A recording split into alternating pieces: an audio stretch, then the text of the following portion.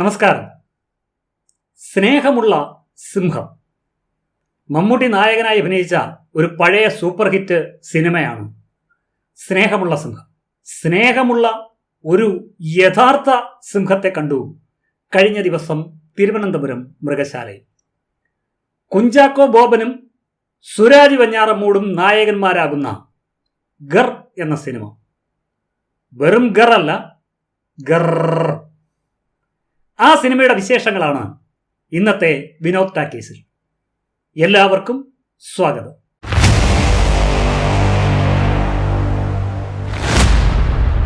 ഗർ എന്ന cinema release ചെയ്തിട്ട് ഒരാഴ്ചയിലധികമായി. Release ചെയ്യുന്ന ദിവസം തന്നെ ഈ സിനിമ കാണണമെന്ന് ഞാൻ ആഗ്രഹിച്ചിരുന്നു. അതിന് ഒന്ന് രണ്ട് കാരണങ്ങളുണ്ട്. ഒന്നാമത്തെ കാരണം കുഞ്ചാക്കോ ബോബൻ നായകനാകുന്നു എന്നുള്ളതാണ്. പ്രിയപ്പെട്ട നടന്മാരിൽ ഒരാളാണ് എനിക്ക് കുഞ്ചാക്കോ ബോബൻ. ഫാസിൽ സംവിധാനം ചെയ്ത ആദ്യ ചിത്രമായ അനുജത്തിപ്രാവ് മുതൽ കുഞ്ചാക്കോ ബോബന്റെ മിക്കവാറും എല്ലാ സിനിമകളും ഞാൻ കണ്ടിട്ടുണ്ട്. അദ്ദേഹത്തിന്റെ ആദ്യ സിനിമ അനുജത്തിപ്രാവ് ആണെന്ന് പറയുന്നെങ്കിലും 5-6 വയസ്സ് പ്രായമുള്ളപ്പോൾ അച്ഛൻ ബോബൻ കുഞ്ചാക്കോ നിർമ്മിച്ച് ഫാസിൽ തന്നെ സംവിധാനം ചെയ്ത ധന്യ എന്ന ചിത്രത്തിൽ ഈ ബോബൻ കുഞ്ചാക്കോ അഭിനയിച്ചിട്ടുണ്ട് ഒരു കുട്ടിയായിട്ട്. അന്നു മുതൽ ഇന്ന് വരെ ഒരു കാലത്തും നമ്മളെ തീർത്തും നിരാശപ്പെടുത്താത്ത നടനാണ് കുഞ്ചാക്കോ ബോബൻ. അടുത്ത കാലത്ത് അദ്ദേഹത്തിന്റെ സിനിമകൾ പലതും ഈ പഴയ ചോക്ലേറ്റ് ഹീറോ എന്ന പരിവേഷത്തിന്റെ കവറൊക്കെ പൊളിച്ച് പുറത്തു വന്ന കഥാപാത്രങ്ങളായിരുന്നു. അതുകൊണ്ട് തന്നെ ഇപ്പോഴും എപ്പോഴും ചാക്കോച്ചനെ സ്ക്രീനിൽ കാണാൻ നമുക്കിഷ്ടമാണ്.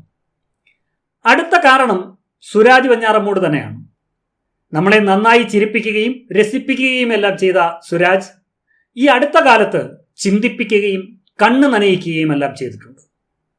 കുറച്ചു കാലം ആ പഴയ ട്രാക്കിൽ നിന്ന് മാറി നിന്ന സുരാജ് വെഞ്ഞാറമൂട് വീണ്ടും ആ കോമഡി ട്രാക്കിലേക്ക് മടങ്ങി വരുന്നു എന്ന് തോന്നിപ്പിച്ച സിനിമയാണ് ഈ ഗർ.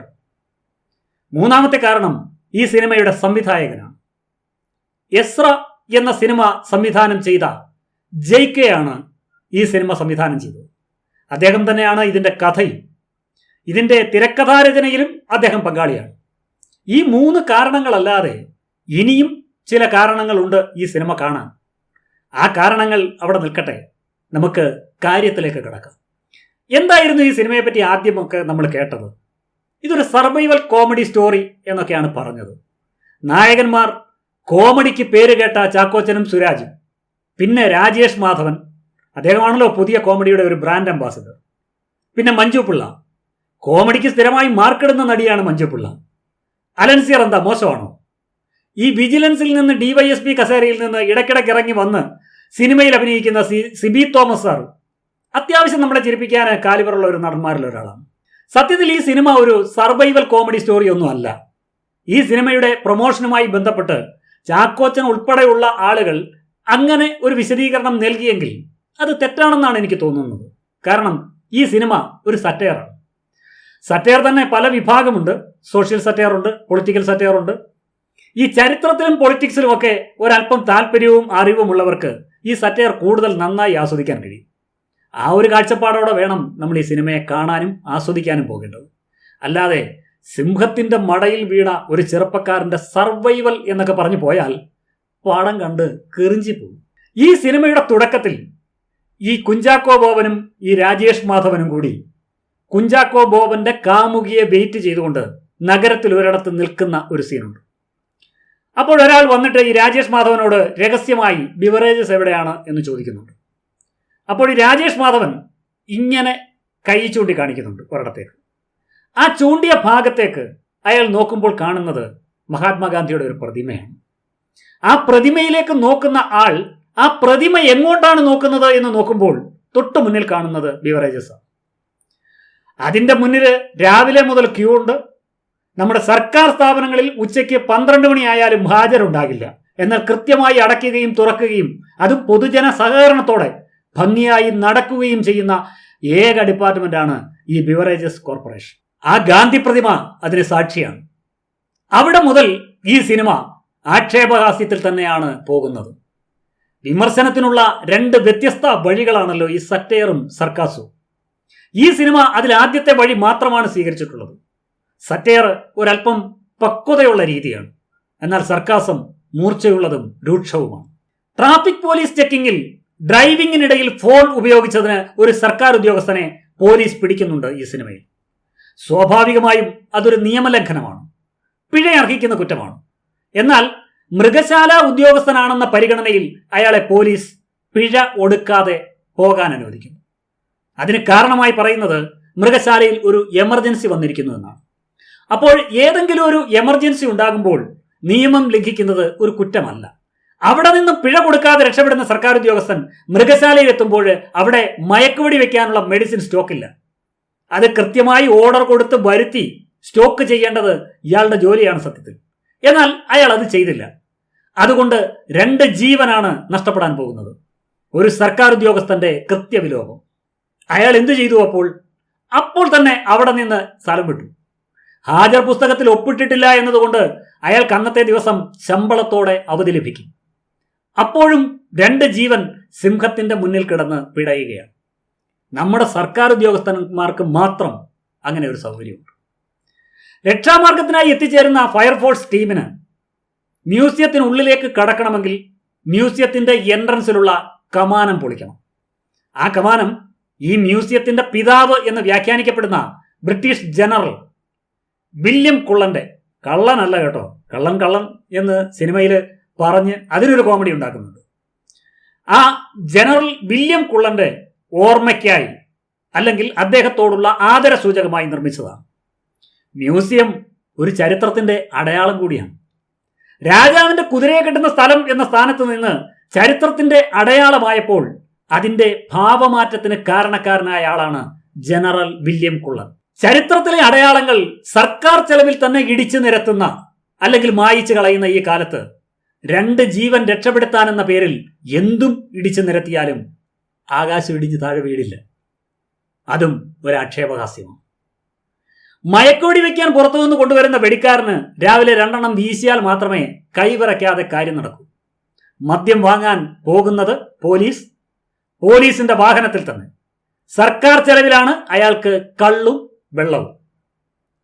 സിംഹത്തിന്റെ വായിൽ നിന്ന് കഷ്ടിച്ച് രക്ഷപ്പെട്ട ആളിനെയും കൊണ്ട് ആംബുലൻസ് ശരവേഗത്തിൽ ഹോസ്പിറ്റലിലേക്കാണ് പോകുന്നത്.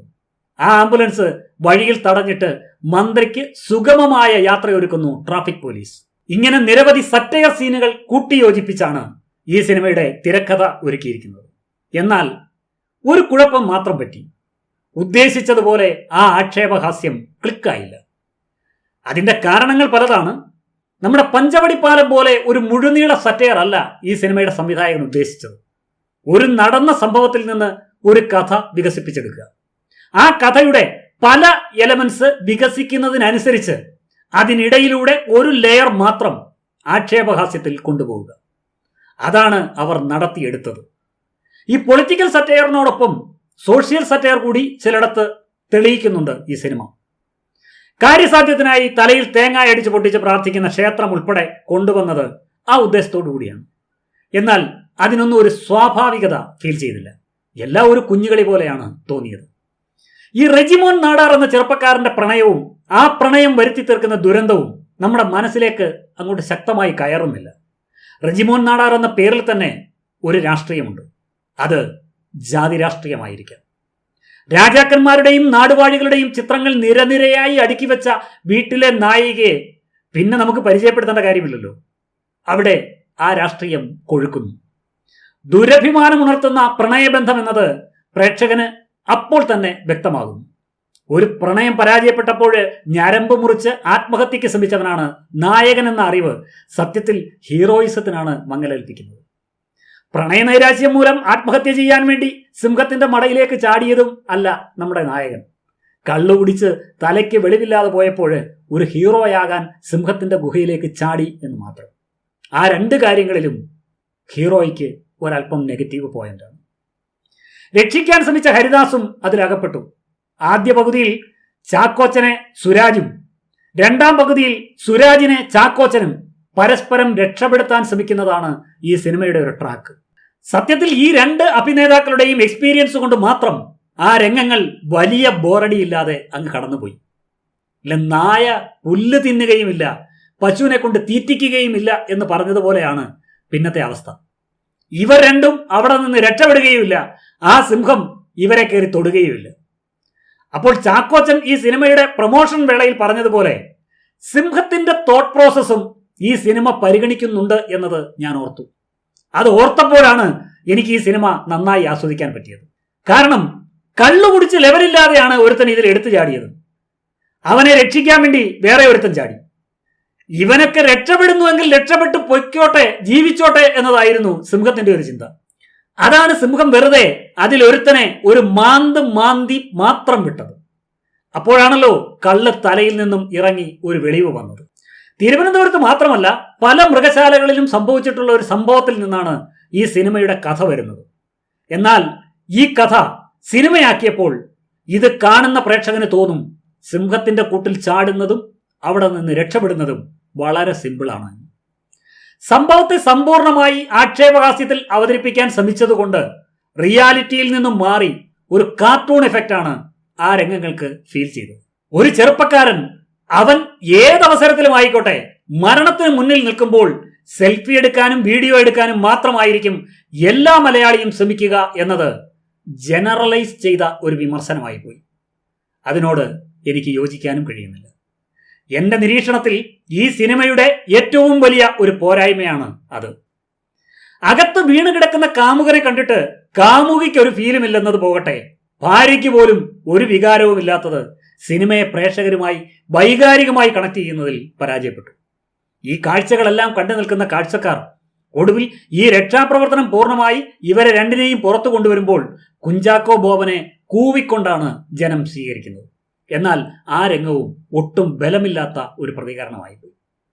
ഈ രംഗങ്ങൾ ചിത്രീകരിക്കാൻ എത്തിയ ഈ TV ചാനൽ ക്രൂ അവർക്ക് ഒന്നിനു പോലും ഈ രംഗത്തെ ഒരു ടെമ്പോ അത് നമ്മളെ ഫീൽ ചെയ്യിക്കാൻ കഴിഞ്ഞില്ല. ഈ TV ചാനൽ റിപ്പോർട്ടർമാരെ വെച്ച് അവിടെ കാണിച്ച കോമഡികളും ചാനൽ ഹെഡിന്റെ നിലപാടുകളും നിർദ്ദേശങ്ങളും ഒക്കെ നമ്മൾ എത്രയോ സിനിമകളിൽ കണ്ട് മടുത്തതാണ്. അതൊക്കെ ഒന്ന് മാറ്റി പിടിക്കണമായിരുന്നു. നിൽക്കുന്ന നിൽപ്പിൽ കോമഡി ഉണ്ടാക്കി പറഞ്ഞ് ആരെയും ഇരിക്കുന്ന ഇരിപ്പിൽ ഇരുത്തുന്ന രമേഷ് പിഷാരടിയെ പോലെയുള്ള നടന്മാർ തിരക്കഥയുടെ ബലക്കുറവ് കാരണം പിടിച്ചു നിൽക്കാനാവാതെ കിടന്ന് വട്ടം കറങ്ങുന്നത് കണ്ടപ്പോൾ കഷ്ടം തോന്നി. സുരാജ്, ചാക്കോച്ചൻ എന്നിവരെ നിരത്തി നിർത്തിയാൽ സിനിമയാകില്ല.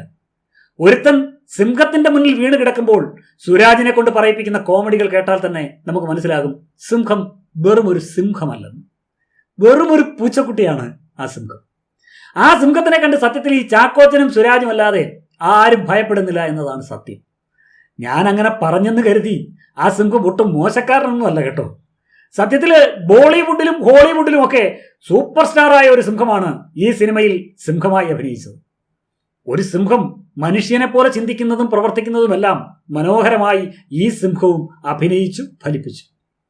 ഏറ്റവും നല്ല നടൻ എന്ന സ്ഥാനത്ത് പരിഗണിച്ചില്ല എങ്കിലും ഒരു സഹനടൻ അവാർഡിനൊക്കെ സർക്കാരിന് വേണമെങ്കിൽ പരിഗണിക്കാം ഈ സിംഹത്തെ. പ്രകടനങ്ങൾ നോക്കിയാൽ ചാക്കോച്ചനും സുരാജുമാണ് ഈ സിനിമ തലയിൽ ചുമക്കുന്നത്. അവരായതുകൊണ്ട് അവസാനം വരെ ചുമന്നു. സന്തോഷം. രണ്ടുപേരുടെയും പ്രകടനം ഇഷ്ടപ്പെട്ടു. എന്നാൽ പ്രത്യേകം പറയേണ്ട പ്രകടനം എന്ന് തോന്നിയ രണ്ടുപേർ കൂടിയുണ്ട് ഈ സിനിമയിൽ. ഒന്ന് നമ്മുടെ തിലകൻ ചേട്ടന്റെ മകൻ ഷോബി തിലകൻ. ഒത്തിരി സിനിമകളിലൊന്നും അഭിനയിച്ചിട്ടുള്ള ആളല്ല ഷോബി. ഷോബി സത്യത്തില് ഒരു വോയിസ് ഓവർ ആർട്ടിസ്റ്റാണ്. എനിക്ക് തോന്നുന്നത് പ്രധാനപ്പെട്ട ഒരു വേഷം അദ്ദേഹം ചെയ്തത് ഈ സിനിമയിലാണെന്ന് തോന്നുന്നു. അതിനു മുമ്പ് ഒരു 10-12 വർഷമായി അദ്ദേഹം സിനിമകളിലൊക്കെ ചെറിയ വേഷങ്ങൾ അഭിനയിക്കുന്നുണ്ട്. പഴയ തിലകൻ ചേട്ടനെ ഓർമ്മിപ്പിച്ചു ഷോബിയുടെ ഈ സിനിമയിലെ പ്രകടനം. ഇനിയും തുടർന്നും മലയാള സിനിമയിൽ ഒരു ഡബ്ബിംഗ് ആർട്ടിസ്റ്റ് എന്ന നിലയിൽ മാത്രമല്ല നടനെന്ന നിലയിലും ഷോബി സജീവമാകട്ടെ എന്ന് ആശംസിക്കുന്നു. രണ്ടാമത്തെ ആൾ സുരാജിന്റെ ഭാര്യയായി വേഷം ചെയ്ത ശ്രുതി രാമചന്ദ്രനാണ്. ആ കഥാപാത്രത്തെ പ്രകടനം കൊണ്ട് അവർ വ്യത്യസ്തമാക്കി. കോമഡി മനോഹരമായി അവർക്ക് വഴങ്ങുന്നുണ്ട് എന്ന് ബോധ്യപ്പെടുത്തി. അലൻസിയർ ചെയ്ത വെടിക്കാരനും കൊള്ളാം. മദ്യം കിട്ടാൻ വേണ്ടി കുത്തിയിരിക്കുന്ന ആ നിഷ്കളങ്ക ഭാവമൊക്കെ നന്നായി രസിപ്പിച്ചു. ചലച്ചിത്ര സംവിധായകൻ കൂടിയായ രതീഷ് ബാലകൃഷ്ണൻ പൊതുവാൾ ഇതിലൊരു വേഷം ചെയ്യുന്നുണ്ട്. നായിക അനഘ തുടക്കം മുതൽ ഒടുക്കം വരെ ആരോടോ പിണങ്ങി നിൽക്കുന്നത് പോലെ നമുക്ക് അനുഭവപ്പെട്ടു.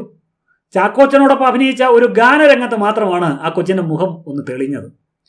മഞ്ജു പിള്ള, രാജേഷ് മാധവൻ, ധനേഷ് ആനന്ദ്, അങ്ങനെ തുടങ്ങി നിരവധി നടീനടന്മാരുണ്ട് ഈ സിനിമയിൽ. എല്ലാവരും ഏൽപ്പിച്ച ജോലി ഭംഗിയായി തന്നെ ചെയ്തു. കുറച്ചു നേരം മനസ്സൊന്ന് റിലാക്സ് ചെയ്യാൻ, സമയം കളയാൻ ഈ സിനിമയ്ക്ക് ടിക്കറ്റ് എടുക്കുന്നത് കൊണ്ട് ഒരു നഷ്ടവും സംഭവിക്കുന്നില്ല. വീണ്ടും കാണണം എന്ന് തോന്നലുണ്ടാക്കുന്ന ഗംഭീര സിനിമ എന്നല്ല, ഒരു തവണ ഒട്ടും ബോറില്ലാതെ കാണാൻ കഴിയുന്ന ഒരു സാധാരണ സിനിമ എന്നാണ് എൻ്റെ വിലയിരുത്തൽ. നാളെ മറ്റൊരു സിനിമയുടെ വിശേഷങ്ങളുമായി നമുക്ക് വീണ്ടും കാണാം. അതുവരെ എല്ലാവർക്കും സ്നേഹാദരം.